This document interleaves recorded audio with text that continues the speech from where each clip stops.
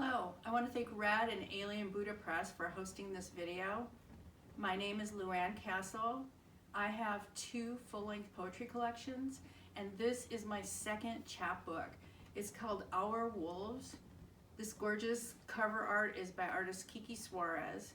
The poems are about the Little Red Riding Hood story, particularly the versions by Perrault and Grimm.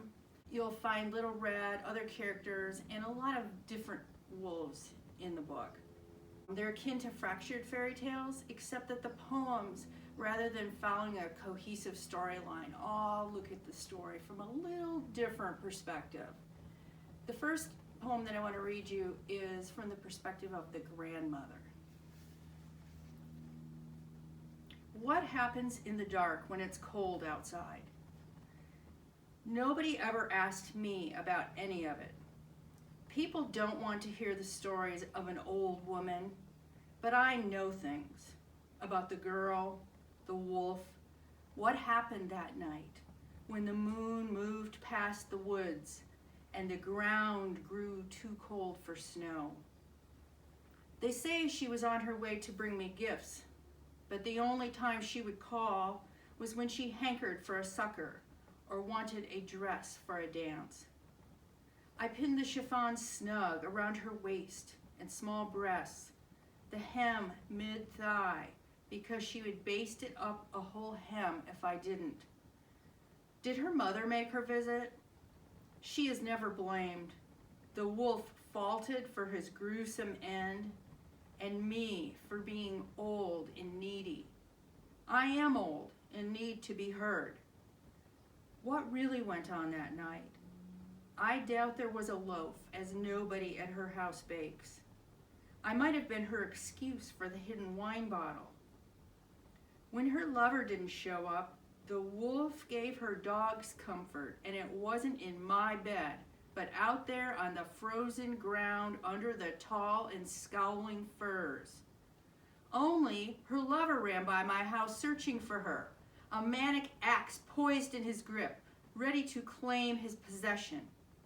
She turned her back on the wolf's red love to receive the addictive blade, ignoring the rusty stains on its steel so cold it negates itself. Everybody blames someone, but study how it played out. For years I taught children's literature to future teachers, and my 2 favorite units were poetry and something called traditional literature. Traditional literature is folk tales, fairy tales, myths, fables. Of the folk tales, there are some that are the same tale told around the world. You'll find them on most continents, not necessarily all continents. The Little Red tale is told in very many places. For instance, in Asian countries, the wolf is often a tiger instead of a wolf.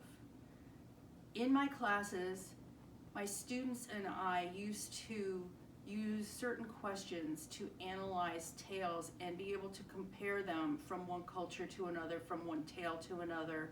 It also helped us defamiliarize the tale to us, so that we were no longer looking at it as the tale that we maybe grew up with, that we felt like we knew so well, and we would be able to see it in new ways.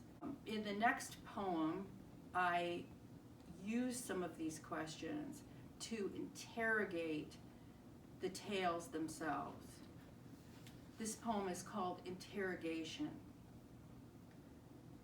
Identify the protagonist. She watches her own legs pump the pedals, pinches the bell in that obnoxious manner, then tosses her legs over the handlebar and coasts, bumping over sidewalk cracks. Does the mother give her a warning? She makes Red visit Granny, wear the fancy clothes the old lady sews to Sunday school and potlucks. For her bike, she wears hand-me-down shorts and t-shirts. What happens to the protagonist? Her innocence envelops her in stench. A whiff sets him on her trail. She sucks hair that escapes the hood. Her legs escape the coat. What is the grandmother's role in the plot?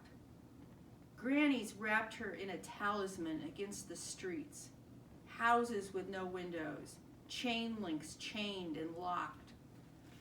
Is the antagonist completely bad or shaded? Because his costume hides his expression, she misinterprets the clause. Check under the mask for a surprise if your heart can stand the shock. What happens to the helper?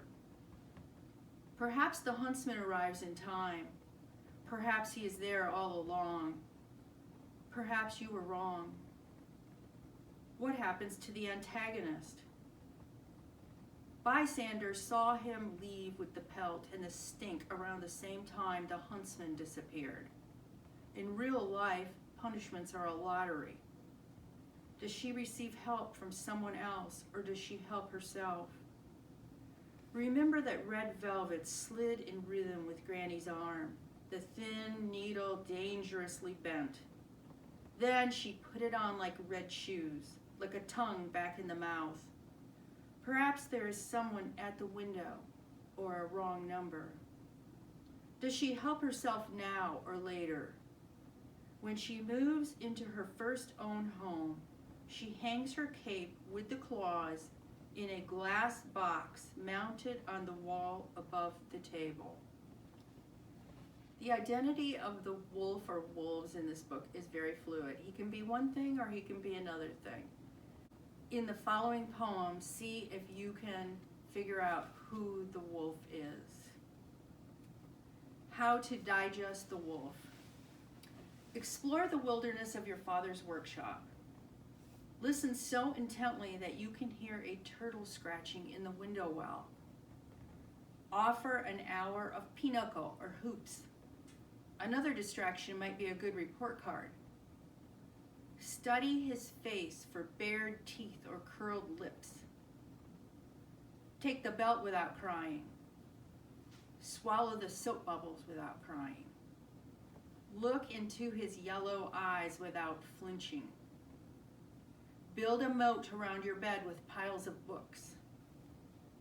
Go out to play after dinner and don't come home until the stars appear. Then sneak into your bedroom as if you were always there. Stay overnight at anybody's house, even the girl who smells like pee. Find a wolf hunter to be your boyfriend. Go away to college, or if that doesn't work, marry the hunter.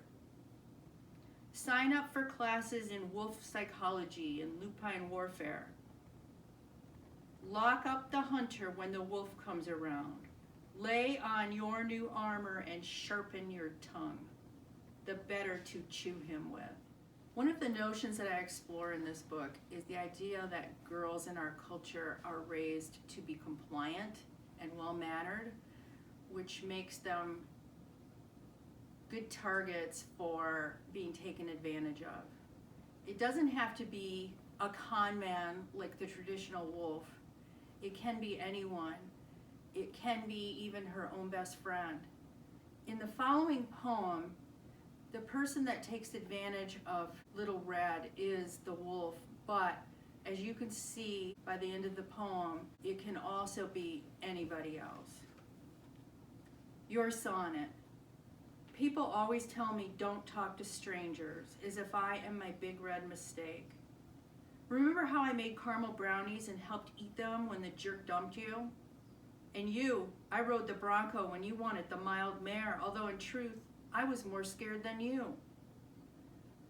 All of you, am I the only one who felt pity for a wolf on crutches in the middle of nowhere? My mother taught me to be kind, to be helpful, not to ignore the slow or less than able, the ones who are different, the needy. So I asked what he needed from me, and he misunderstood. My story is not so very different from yours, and yours, and yours, and yours, and yours. The last poem I'm going to read you is about a dream that I had about my childhood hometown. Childhood is where we first encounter the wolf or wolves, and we learn how to deal with them. The dream was a warning not to bike down Westnedge at night. The city of my childhood insists what I can and cannot do, argues me into holding tight to my phone, threatens which neighborhoods are dark under leafy camouflage, which wolves I haven't seen in 20 years can't be trusted. This city is layered not like a chocolate cake, but in the way that a chalkboard never washed keeps some even after erasure. This city lives on in July's lake surface sparkles and sand-tanned feet, in afternoons with the wind whipping through my thin jacket, frozen toes numb. Sometimes when my mother cries, I fly to the city. I could pass right over it, a chimney swift in the gray sky. But I follow the roadside sow thistle and horse nettle, the greasy smell coming from the same old chicken restaurant, looking for the girl running from the wolf. Thank you so much for watching this sneak peek into my new chapbook, Our Wolves, published by Alien Buddha Press.